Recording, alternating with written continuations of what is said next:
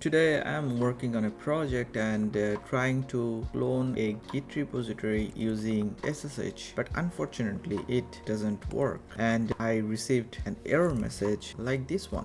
SSH command is not working as expected. So the problem is complicated definitely, but the solution is really easy. To fix that problem, first you need to check SSH key. So to check the SSH key is really easy. I have another video in my YouTube channel. You need to write cd SSH LSL so that I can see what's inside that. Then simply write get id underscore RSA pub.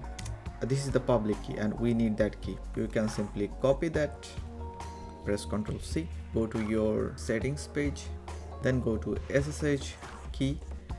Here I have added the SSH key. You can simply click on the new SSH key and add the SSH key in this box. Write the title. Once you added that, everything is done from this side. So you just need to add a simple line of code in here that will gonna remove all the old GitHub entries from the known host. But don't worry, everything you will get inside this known underscore hosts dot old file. So you can easily restore that from there.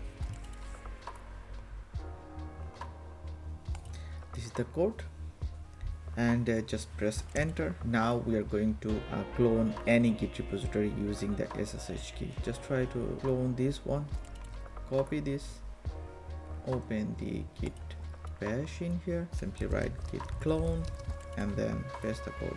If you press enter, it's gonna ask you some questions. Would you like to add the fingerprint? You simply write the yes, then it's asking whether it's gonna add permanently or not. Just add it yes, and there we go. It is super simple, but sometimes it gives you a lot of pain when you cannot add anything or fetch anything or push anything from your computer using the SSH. If it helps, please consider give a thumbs up to my video and see you next time.